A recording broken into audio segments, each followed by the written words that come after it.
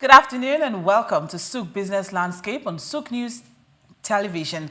I am Omobola Sandra, and today we are cutting through the headlines to bring you the stories that really matter for Nigeria's economy and beyond. First up, we'll unpack why the World Bank is raising eyebrows over the federal government's 2025 budget assumptions and what it would mean for our schools, our hospitals, and our wallets.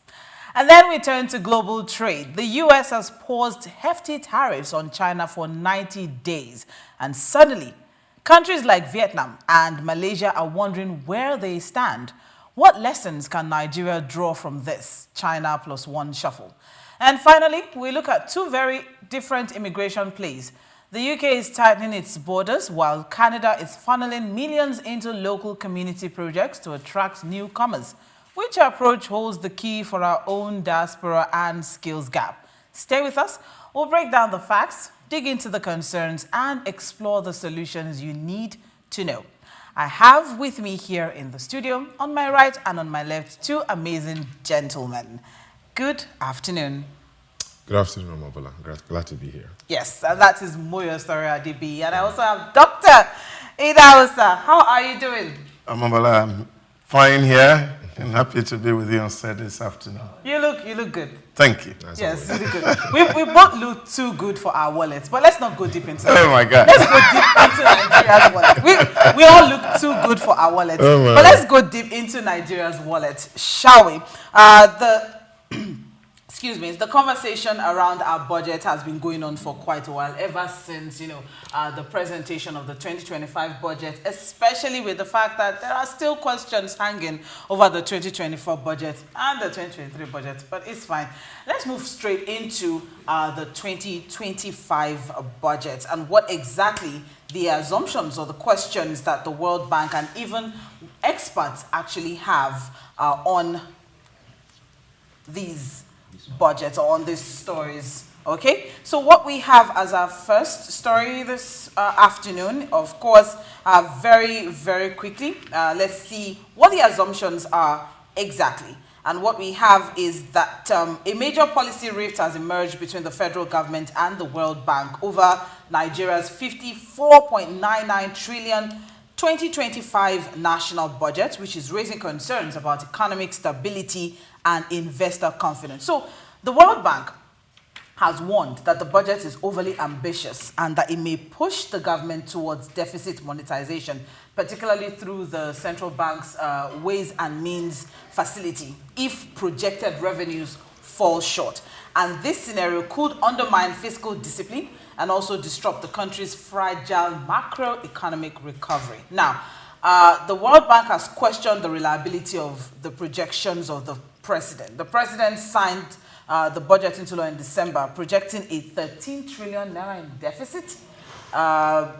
Key spending areas would be 23 trillion for capital projects, 14 trillion for debt servicing, assumption based on a $75 per barrel oil price, also daily production of 2.06 million barrels and an average 1,400 naira to a dollar exchange rate. Really, really ambitious. Heavy, ambitious budget. Don't you think, Doctor? Before we go into whether or not the assumptions or the concerns of World Bank is truly founded. Well, I don't think that their fears are founded, honestly speaking. And I think it's also to look at the person that you're dealing with, who is an accountant himself. And I think Nigerian president is an accountant, and people must take that very seriously. And every time he talks figure, I think he seems to understand what he's talking about. Yeah. And I think we must give him the benefit of the doubt. Yes, of course, we have a history where people can just do things anyhow. But you can also see that in recent times, a lot of agencies, ministry, are exceeding their revenue projections.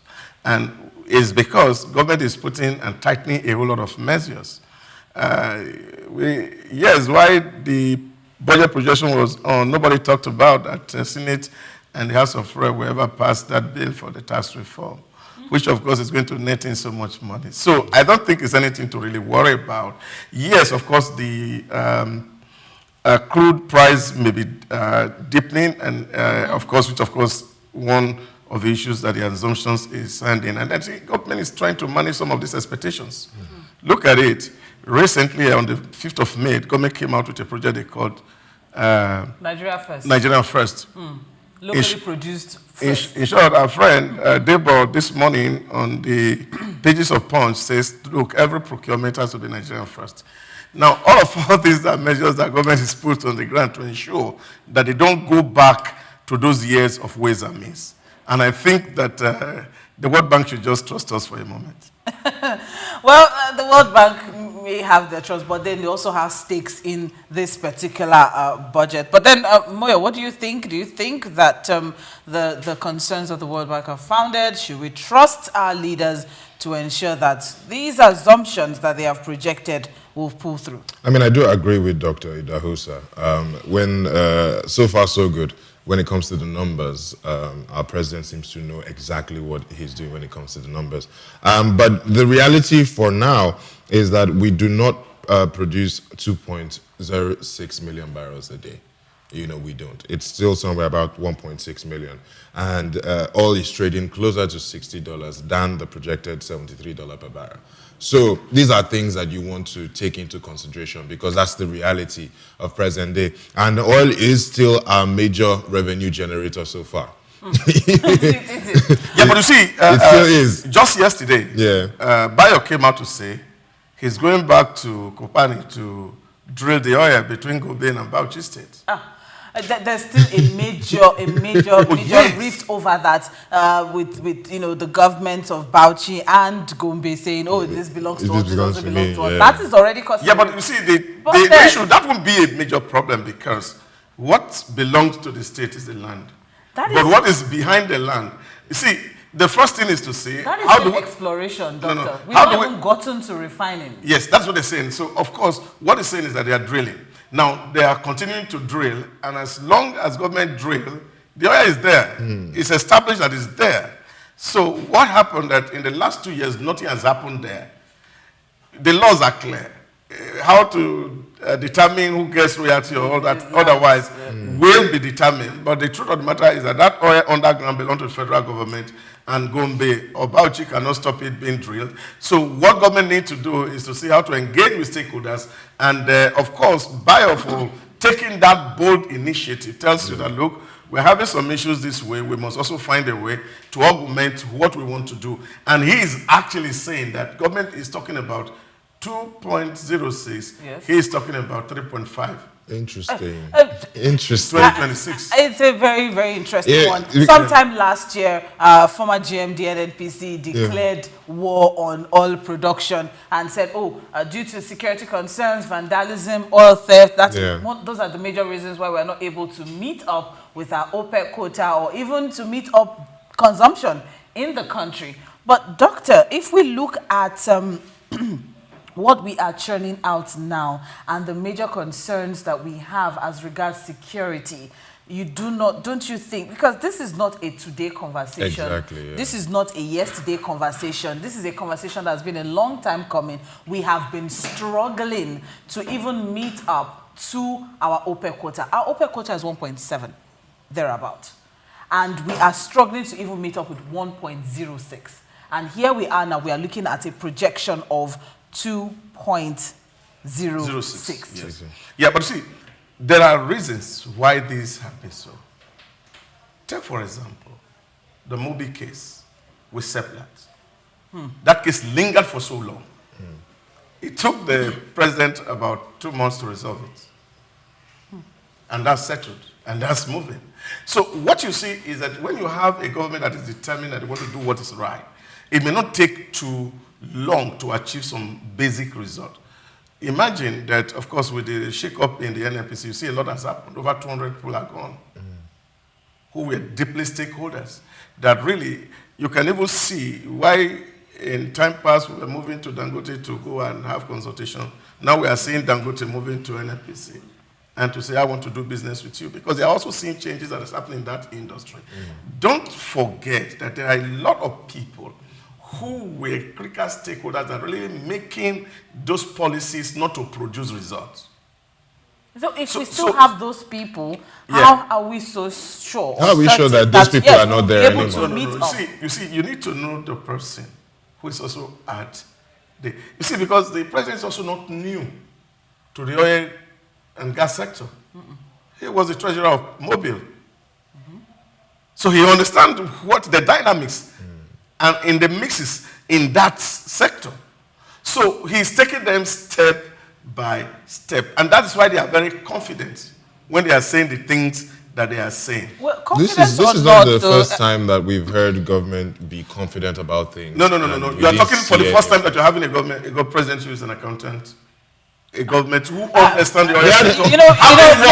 Doctor, you keep referring to the fact that the government is an accountant. I have to. But the reason is former president was once also, Minister of Petroleum as well. Yes. If we're going to push that. That was a political appointment.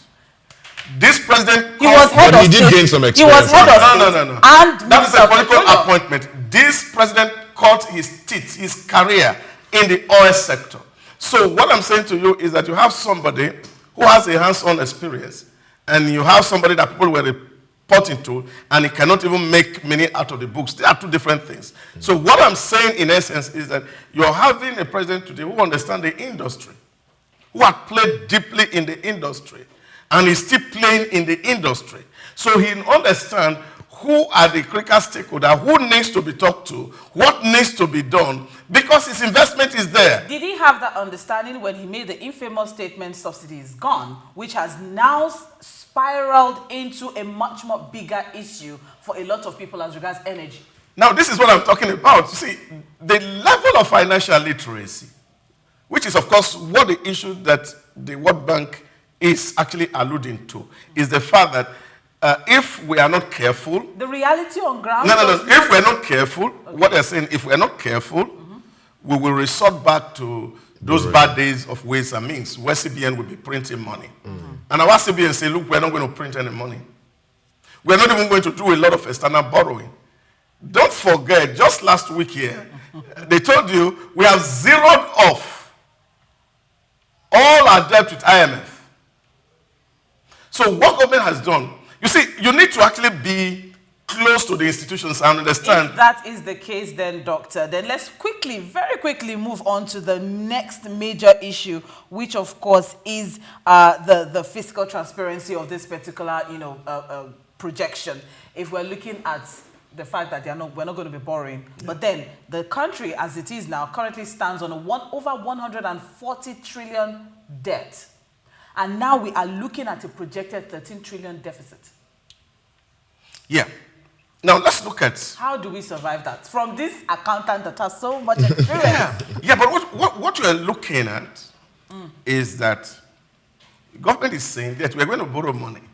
But this borrowing, they are also strategic borrowing, which of course is something that we're going to do with buying of debts, raising of bonds, which of course government is doing. Just 2 days ago, about $360 billion bond was floated by government. And these are the instruments that the government is going to be relying on. So what that means is that you are borrowing for a project. And for example, we're going to say, okay, we are going to borrow for the Calabar Coastal Road. Me and Moyo, we are contributing to buy that debt, and government is going to pay us some dividend in the future when money is going to come. And that is different from going to the World Bank and say, give us... Moyo, don't you think? That's a very, very, very, very long-term, projection there. If we are looking at borrowing money to spend on a project that we're expecting revenue from in the next 15 years. Here's my major thing with all of this, right? We don't control all aspects when it comes to the oil and gas industry. There's so many things that can happen that can even just surprise you. Even the pricing of the oil itself is not even in our hands. It's a global market. Exactly. It's the forces. Projected $75 per barrel. So I don't know if it's even feasible or it makes any sense to make those projections knowing that you don't control the entire market and the whole thing. No. But that being said, I know forecasting. Yes, I understand those forecasting. I'm also an accountant. Yes, just to make it clear. factor in those risks. Yeah, I understand. Okay. But we also know how Nigeria works. We all sat here around this table when you said you went to Morocco and you realized that our biggest problem is that we don't have heads here. Not much has changed in that regard. So it's not enough for us to just sit down and say, oh, they fired 200 people in NNPC. Till today, I'm still waiting to see what the effect of the firing and the appointments have done for the oil and gas industry in Nigeria. And even for me as an average person, I'm still buying fuel at an absurd price. We cannot, again, I keep talking about the human angle of everything. Everything is politics. All these things have real impact on real people who live in Nigeria. Now, while I hope and pray that everything goes according to plan, there are concerns in situations where it doesn't, right? So imagine if it doesn't go according to plan and then we have a budget shortfall because of that. There's so many things that will be affected. The healthcare, There's education. an unexpected windfall, actually. Exactly. Even investor confidence. If we cannot forecast properly, all these things are an issue. I understand where you're coming from. But I always like us to have real conversations with the people at the center of that's the what conversation. Bogudu is saying. The government, in reaching these decisions, were very cautious. They were modest. They've reached a lot of decisions, it's almost felt like when we saw the repercussion, it felt like they threw caution to the wind. No. It wasn't thought through. Let me give you. It may have not been. No. It was thought through. Look at Sandra just talked about when the president said subsidy is gone, and said it didn't take it through. In his campaign, in one of his campaigns, he said it openly. He has not even won election. And he said, I am going to take away that subsidy. On the first day I assume office, he said you can protest for 1 year. I will not reverse it. Now that gives you an indication that he has an idea of what he wants to do. So it's not about as if he was just gambling. No, he knew where he was going. He has an idea of what he wants to do. Yes. But Doctor, you mentioned earlier on as regards the fact that he knows the people to talk to, he knows where to go, he knows what to do. Yes. He has an idea. Judging by the consequences or the repercussions of that infamous statement, do you think he spoke with the right stakeholders? Because stakeholders came forward and they had a lot to say. You see, and this is 3 years down the line. You see the problem here is the fact that when you're dealing with a country where a lot of people react to more emotion than sentiment, it becomes a very big problem. I give you one thing. Look at it. In 2022, the administration of Buhari wanted to take away subsidy. And they planned it from 2023 budget. They planned it for June 2023. What happened? 2021, we had the first attempt, and Labour and every stakeholder agreed and said, we cannot do it now, so we have to move it forward. And so the deadline was moved to June of 2023. The president was sworn in when? May 29. Yes. How many days away from June 1? Do you think? No. Look at it. How many days away from June 1? Because nobody factor subsidy into the budget between June.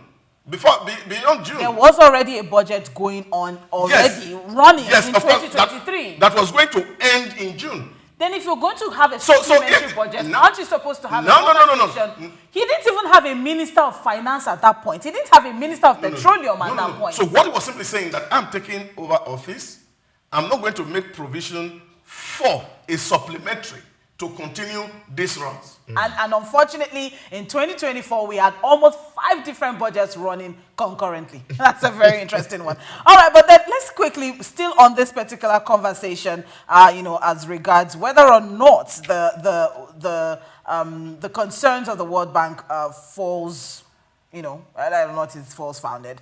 The ways and means, they said, it has been taken off or whatnot. But I mentioned earlier on, we are currently sitting on over 140 trillion naira, debt. That's what we're servicing at this time now. And then we're looking at a projected deficit of 13.08. Yes. That's what we're looking at.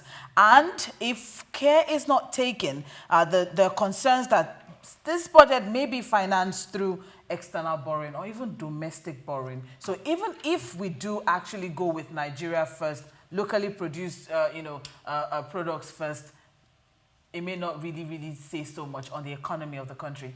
You see, there are a lot of things that, some factors that you need to factor in. When you look at the 140 trillion, you're looking at it, what the states are owing, what local governments are owing, and it's as different from what federal government is owing. Now, what I'm saying to you as we speak, the financing of that deficit is already ongoing. And what government is doing is that they're selling treasury bills, they're selling bonds, some of them finance, and some of them are sold even in foreign currencies, denominated. And most time, since the beginning of the year, all the bonds that government has lifted, they are all oversubscribed. And that tells you of the confidence that people have on the economy. So, but you see, why we are looking at some of all these issues, and which is, of course, my major concern. You see, World Bank and the Bretton Woods institutions, as they are known, don't have our interests in heart. Do they really? They don't. They don't. You see, when you see somebody who doesn't like you is raising a concern because he seems to be doing what is right, you yourself have to be very cautious.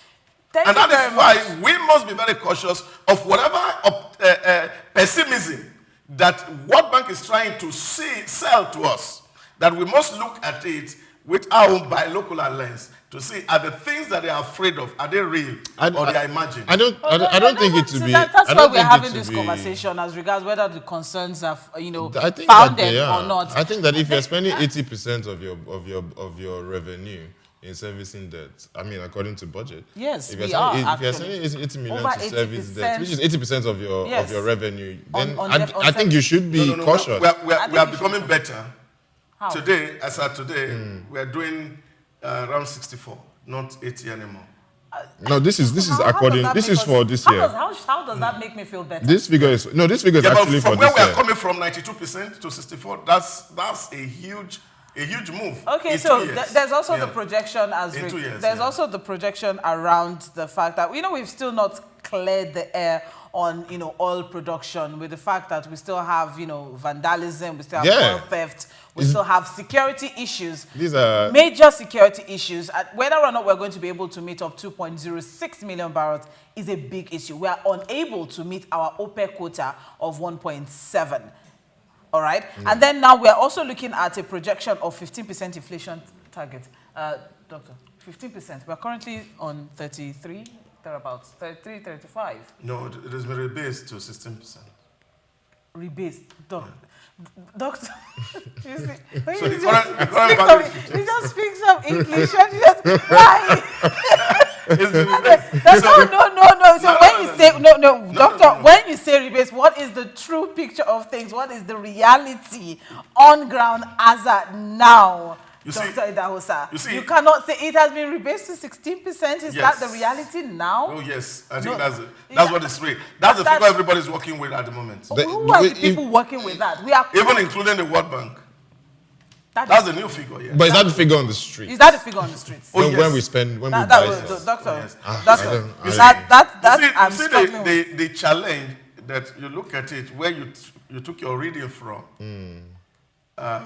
when things were not right. So what the rebasing has done is that we take an appropriate reading from 2021, immediately after the COVID, to see what was the price around COVID, and then we factor in all those things and can actually see what your true inflation looked like. Because the projection we have been doing was done last about 14 years ago or 13 years ago. No, doctor, what is inflation, please? What is inflation? What is inflation? Inflation is simple terms. The true picture. Yes, is of prices of commodities. Yes, price changes in the market over time. As at today now. Yes. Doctor, what you saw is this. So if I'm going to compare, for example, to say price in 2009, price in 2009, and price in 2020. And I'm using that to calculate the increase in our inflation. There'll be a lot of distortion. because you have not factored in the import of the COVID year. The import? Yes, of the COVID year. Now, you've not factored in the challenge of the Ukraine-Russia war that also resulted in logistic issues that jump prices from where they are to where we currently have them. So what the rebasing helps us to do is to take a new baseline reading rather than go to 2009. So we're taking the reading from post-COVID and see how we have moved. And that is what the rebasing has done for us, to say this is the current factor that we have. Well, globally, you know, I was going to ask if inflation rates across other countries were also rebased post-COVID. There was no rebasing globally. Post-COVID, you know, I was. If we're just trying to make ourselves happy here. Every country of the world rebases. And of course, because because of post-COVID? Yes, of course. Yes, of course. US now has rebased because as of March 2025, Nigeria's inflation rate stands at 24%. Yeah, again. Not 16. There's no rebasing here. Also, I even keep looking at what I'm looking at. You are watching. This is from the Daily. This is from Punch, and according to IMF, Nigeria's rebased inflation will hit 37% in 2026. So this That's 16. A projection. This 15%. That's a projection. No, I'm saying they are also projecting a 15%. So if everybody is projecting, 15 to 37 is a very, the disparity is very wide, and 2026 is just next year. Very large. It is very, very large. This is the point. Yes. This is the point. I am quite very suspicious of IMF, World Bank, IFC. I am quite suspicious of them because you see, every time countries are working in the right directions, they always don't want to tell you that you're doing well because they are the major beneficiary of underdevelopment. Thank you very much for balancing that out, Doctor. I really appreciate that. The fact that you were able to see that. Yes, once we understand that, the World Bank also has its own, motives and interests trying to protect that, we understand that. But we should also be cautiously optimistic about the projections of this 2025 budget, a 54 trillion naira budget, which is looking at a 13 trillion naira deficit, sitting on a 144 debt. That is a major, major source of concern. Tariff pause on Beijing puts pressure on China plus one country. So the recent agreement between the US and China to pause high tariffs is changing the global trade landscape and is creating uncertainty for manufacturing countries like Vietnam and Mexico. These nations had benefited from businesses that are seeking alternatives to China due to rising tariffs. Now, they must work harder in order to secure better trade deals with the US. Now, for example, Vietnam used to have a significant tariff advantage over China, with US tariffs at 46% for Vietnam compared to 145% for China. And this encouraged many multinational companies to move their operations to Vietnam and other Southeast Asian countries. However, with the recent US-China tariff pause, this advantage may shrink, as companies might feel less pressure to relocate their supply chains. Now, countries like Vietnam, Thailand, and Malaysia are now in talks with the US to negotiate favorable tariff terms to remain attractive for manufacturing. Meanwhile, Mexico, which did not face reciprocal tariffs, is also seeking lower import duties on products like cars.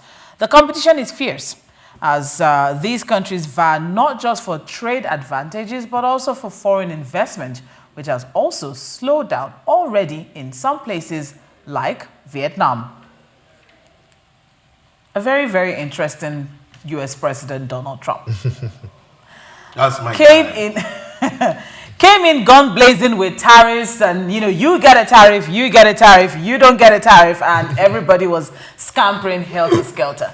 And everybody thought, oh, China, one of the biggest, second biggest, if I might add, economy in the world, may have to struggle. And China closed clamp and said, we're going to see what we can do. And then a lot of countries stepped in and saw that, we can actually take advantage of this particular issue. Yeah. But now there's a 90-day window between US and China, meaning that China is back in the market. Yeah. Of course, those who know Donald Trump have known that he's a very bad negotiator, wicked one at that matter. And of course, he will get anything he wants. And from day one, he was not really after closing door against anybody. All that is saying that Americans deserve some measure of fairness. And I think we can give that to him, really, because you see, there are some data and statistics that you have toward that effect. Look at it. Korea, for example, sell all their cars in the US, but they buy none from the US. So the trade is in favor of Korea. The trade is in favor of Vietnam. Trade in favor of China. And then, of course, America is carrying a debt burden of over $36 trillion. Huge debt. Yes, but I mean, and then they need to survive. Shouldn't America produce its own, have its own products? They do have their product, but the problem, if they do, then they don't have to sell cars. It doesn't. Now the problem is that the vehicles that are produced in America, maybe because of the technology, are way expensive. The products produced in America are quite expensive because of overhead and, of course, the technology. Operation cost. Yeah. Now, but when you go to China, it's not the same. So if you have a good quality product coming from China, competing with the one that is produced in America, definitely the one that is produced in America will have a disadvantage comparatively. So what Donald Trump was trying to do is to say, let's force these companies that are producing on the outside to bring in their production houses to America. In that way, you are creating jobs for the Americans. Because a lot of American people have no job. Because if your economy is import dependent, what that means is that you are exporting your jobs. So America, for a very long time, had been exporting jobs. And there is a whole lot of unemployment in America. They cannot even fix their infrastructure as we speak. A lot of decay is happening because you are trying to subsidize every other person in the world. And what Donald Trump is saying, let's be real. We cannot be paying other people's bill, and then we are living in penury. Yeah, but now let's bring it home a bit, Doctor, because that's almost similar to what is going on here in this country as well. Where we have so much to offer, but we're not, generating much from it. Yeah, that's the problem. Which, of course, we actually need to be a very shrewd negotiator like Donald Trump. Whoever want to do business with us, no matter where they are coming from. We're not looking at people in their faces and we're saying, look, what are we gaining from what you are doing with us? And if it's not going to benefit us and benefit our people, then there's no need for it. But take it. Foreign policy, for example, is an extension of a state domestic policy. I get into a relationship with you because I want my people to benefit, not at the expense of my people, which, of course, is what Donald Trump is shouting. Our companies, you are putting tariff, you are putting fine on them, those ones you cannot tariff, and then, of course, you are making so much money, and they are not making profit. And now, we are giving you all the levelers in the world to be ahead of us. We're not going to continue that way. You come, let's come to the table and talk about it. You have much to benefit from us. Now, when you look at the trade between China and America, who is actually going to suffer if this stop? It will affect China more than it will do to America. I think that's debatable. Yes, that's highly debatable, Doctor. If you look at it, China has almost, quite a lot. I mean, most of the companies that are American-based, most of their factories are in China. Now, what I'm saying in essence is this. Which is one of the reasons why I think this the Chinese at home have no buying power.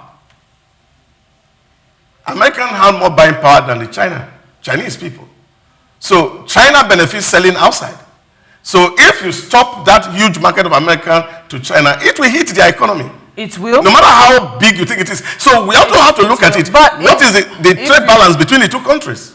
If you look at it closely as well, Doctor, what about, you know, so many other countries that, you know, are willing to buy from China? Yeah, but they may not be as prosperous as the American countries. You see, I'm going to say this, what I said the last time. I think America has a delusion of grandeur that they are number one everywhere and that the world cannot do without them. Yes, they are important, especially when it comes to economy and trade. But I think China can do well without the USA.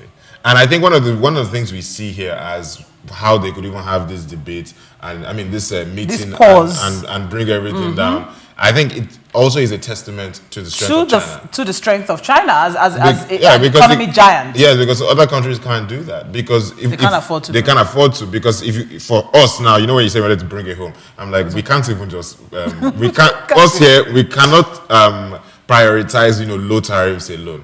We need a lot more infrastructure, internet, or we need to set a lot of things up before we can do that. And China has that. China has been able to build. But when you look at an economy, the global GDP, for example, okay, and use it as a parameter to judge, you discover that more wealth is in America than it's in China. You can compare that. And it gives you an indication that America is trade number one. That is not debatable, really. And I think Chinese also know that. But you see, yeah, they have come of age, as it were. And they are working hard. But you see, Americans don't want to be held down so that Chinese government should overtake them. And I think that is the policy that Donald Trump is pursuing. Yes, of course, if you're going to drive, you remember even the Biden regime sent their commerce secretary to China, even before the election, to go negotiate and tell China, look, stop funding production so that we don't get into monopoly, which is what they're doing. So what the tariff was meant to do was to enforce that same trade negotiation that happened between EU on the one hand and China, and then the America and China. Okay. So we forced them to a negotiation table to say, this is the terms and this is how we're going to play. So now, going forward, because the crux of all of this is looking at the fact that we want Chinese, or we want China to buy Tesla. We want Americans to buy BYD. We want China to buy iPhones. We want America to buy Huawei. Yeah. That's the crux of all of this. We want, you know, there to be a balance of trade. All right. China buying Starbucks, Americans buying Luckin and all of that. The future of this particular 90-day window now, what do you think? Do you think it's going to be permanent? Do you think there's going to be any positive to gain from this for both sides? I think both sides are gaining.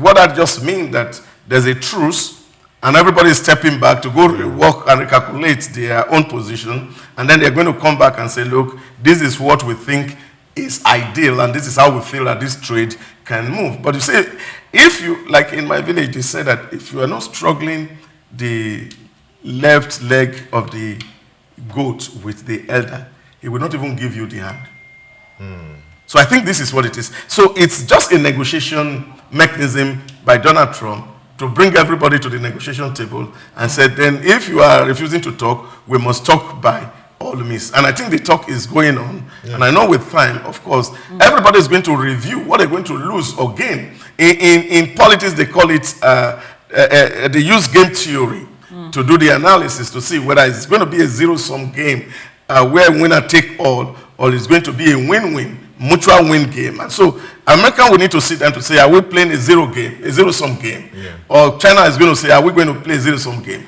Is there anything that we need to gain here? Or is there something that we need to lose here? I think both of them just need to have a conversation. Don't you think, Moyosore? Because if you look at it, China is more open to American, products. As it is now, I mean, say, for example, in China, there are about over 47 KFC restaurants. Yeah. But how many of such can we say, can we have in America of Chinese products or services in America? So do you think that this 90-day window is going to open up for more balance? I do think so. And I think that they have this in the bag. They are the two biggest economic powers in the world. They know how to go to the table and to negotiate and to get something. And everybody's going to walk out feeling like they got something out of this. Yeah, at the beginning of this, we already kind of knew where this was going. It was initial gra-gra from Trump. You know, and you know, I was listening to Bloomberg and I heard one where he was like, "Oh, the Chinese want to come to the table, but they don't know how to," and that's because they're proud people. But then the numbers are the numbers. Money is money, and there's a lot of money on the line if they let this fester. So they will come to an agreement. Obviously, they will find a way, and you know, they will make money. But I think that if anything, this shows, you know, other countries that if you're going to go to the negotiating table, you have to go there with something. If you want to leave with something. Economics experts have said that, yes, nobody can deny that China is in deflation, and this is a big thing. This is a big thing because it means that you can't just get your act together to have decent margins independent of the tariffs, because we saw exports, and exports are growing at 8%. So it's not just about exports, it's about the over competition. Yeah. So tariff policy, as we all know and understand, remains crucial for market sentiment. As it is now, an escalation could reignite recession fears, global recession fears, and also trigger a flight to safety. But whether this would be a story of you know, the grass suffering under two elephants fighting or not, because Vietnam is speaking, Mexico is speaking, Malaysia, Thailand, these are countries that had hoped they would be able to, you know, find some succor from the tariff. But now with this 90-day window, would it be a win-win for both America and China? UK is looking to cut immigration as Canada is now offering funds for local projects. The UK government has unveiled sweeping immigration reforms aimed at reducing net migration by 100,000 annually, with major implications for businesses and the labor market. New rules increase salary thresholds for skilled workers, requires university-level qualifications, and raises the immigration skills charge by 32%, raising the cost of hiring foreign talent. So, sectors such as healthcare and social care face fresh challenges as overseas visas for care workers will close to new applicants. Employers in labor-dependent industries must now submit workforce plans showing how they will recruit and train UK workers, while international graduates will see post-study visas cut to 18 months, affecting university revenues, long-term talent supply as well.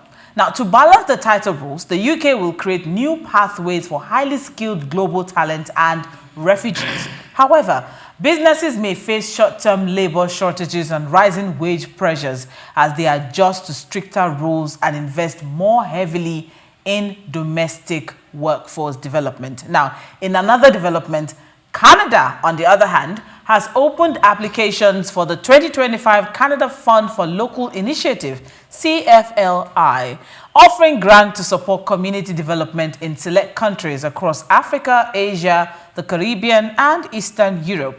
The fund backs local projects in democracy, climate action, gender equality, and inclusive growth. Now, eligible countries include Nigeria, Cote d'Ivoire, Pakistan, and Venezuela, with deadlines ranging from May 19 to June 5. CFLI grants promotes local economic activity by funding grassroots NGOs, generating employment, engaging local service providers and contractors in project implementation. Now, beyond the impact of the financial impact now, it also looks to strengthen diplomatic ties and promote Canadian values abroad. Local organizations are encouraged to apply quickly, as the highly competitive grants offer crucial support for small-scale, high-impact development efforts. Money is always available, but then, you know, whether or not you have access to it or whether or not you get it, that's the big question. Let's start off with UK. Recently, UK has been looking at, you know, cutting immigration, reducing, you know, people who come in and then file for refugee, documentation and all of that. Looking at imposing even stricter laws, you know, as strict as the US. That would mean a lot for the UK economy, and that also means a lot for the future Japarians here in Nigeria. Well, I think it's the same reality we just spoke about when you look at your foreign relations is actually an offshoot of your domestic policy. If you are embarking on relations with other states, what is at the back of your mind is that your people at home will get better with that relationship. You don't get into a relationship so that the people outside are better and then you at home, you are not doing very well. Now, if you look at the argument around Brexit, why a lot of people voted Brexit, it was because they were told that if America exits EU, all those people who were migrating from the EU countries to come take jobs in America, in Britain, in the UK, yes, will no longer do that. And then, of course, the residents in UK will have enough jobs. Will have access. So a lot of people voted Brexit and expected that, look, with exiting the EU, that would mean more job at home. But has that translated to that? But it hasn't translated into jobs. Now, this is not translated into jobs. And so what is the UK government looking at and say, what further things do we need to do to be able to preserve jobs for our children? And we are not leaving our economy in the hands of foreigners. So values also are changing gradually. Yeah, and these are issues that are very key to a United Kingdom kind of economy. So there are a lot of value shifts that were happening right now. Yeah, but now all these will mean that UK has to determine how open their border is to foreigners and how that affects the people who are resident in the UK at the moment. Yeah, let's quickly look at revenue for UK now, because major stakeholders that will be affected by this are schools, because a lot of people who go into, through work study and all of that. And then there's also the social care sponsorship job opportunities, all right? And these are opportunities that drives revenue, even for the UK, because now it will be much more difficult for schools to admit students. Not admit, rather, for students to come over, for their studies. Yes, it's already a major issue here, because now... Yeah, but you see, Nigeria, Pakistan, Afghanistan, these are the major people that on the one hand, tuition for these schools. On the one hand, it looks as a gain. But on the other hand, is a loss. Because, take for example, in 2023, there was this report that United Kingdom universities gave admission to about 4,000 international students, and they came in with 46,000 dependents. Dependents, yes. Now, who carried the load of the dependents is the state. So that may not be comparable to the revenue you are going to make from university tuition. So this is the issue. So you have to count the cost to see, am I going to allow those people to come in freely? So what they decide to do, they say, look, if you are coming, don't come with your family. Yes. Now you have to come alone, yes, if even we are going to give you admission. Now we also have to look at what kind of opportunity you are looking for. So if it's school you want, come and do school. And after you have finished 18 months, go back to your country, because we are not going to accommodate you. So this is in consideration of what they have. And they don't really have so much in terms of natural resources. In terms of land mass, they don't have so much. And of course, now is like they've platooned at a level of development, and they need to cater for older people and the younger generations that are coming behind them. So Moya, it's a difficult decision for the UK, but it's a decision that they have to make. What are your thoughts? I think that, again, it is their country, so there's only so much you could say, oh, they should be doing, But if we flip it a bit, we must also understand that even the office, the UK's own Office for Budget Responsibility, stated that immigration boosts their GDP, it boosts economic growth. So again, on the flip side, I'm sure they're thinking about that, right? But I don't know. A lot of people wouldn't want to go there. They might want to go to more family-friendly countries right now. So it's going to hurt them in some way. But we have to understand that in the long run, but there is a political motivation for this. Even the Prime Minister, he came on board with, the whole plan of cutting the number of people coming into the country and stuff like that.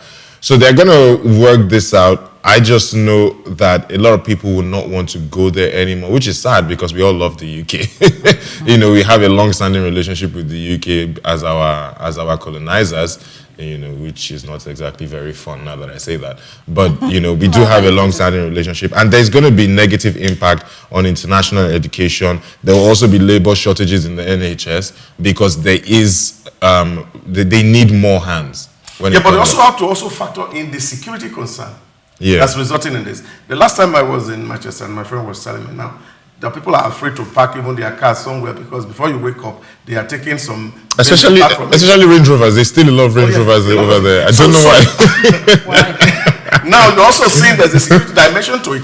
Take, for example, I do comparison Nigeria and UK in terms of analysis. Nigerian population moved from about 46 million in 1960 to about 236 million is projected today. Now, when you look at it, we are sitting on the same land mass. We cannot actually increase our land mass.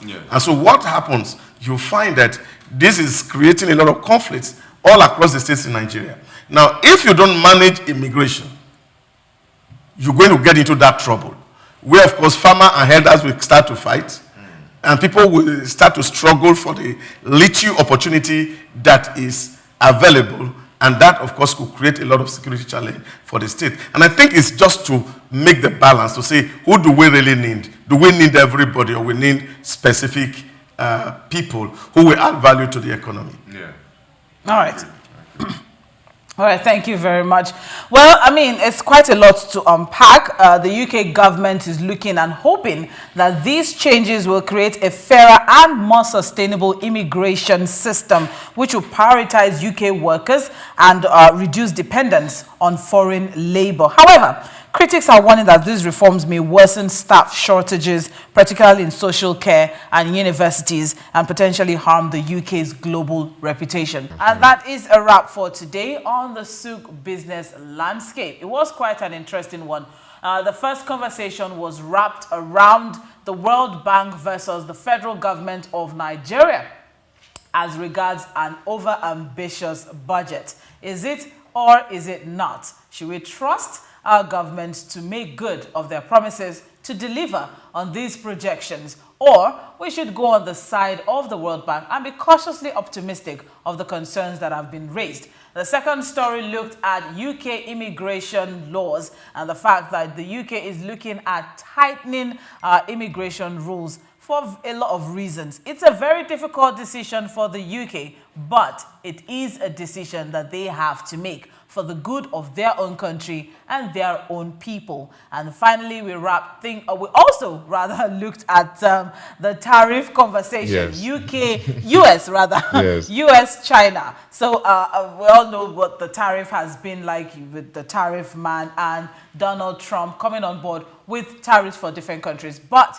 there's a 90-day window now open for China, and we looked at what it might mean for other countries that had hoped to leverage on this particular tariff. But then, with this window, are we looking at a balance between the US and China? And then we wrapped things off with Canada, looking at funding local projects. We read out, the many countries that are eligible for this particular grant, and we also read out that for further information, all you need to do is contact the Canadian Embassy in your home country. Thank you for staying with us on the Souq Business Landscape for today. Join us again tomorrow. My name is Omobola Sandra, and I'm Moyosore Adebiyi. I beg your pardon. Thank you so much, Omobola Sandra. Thank you.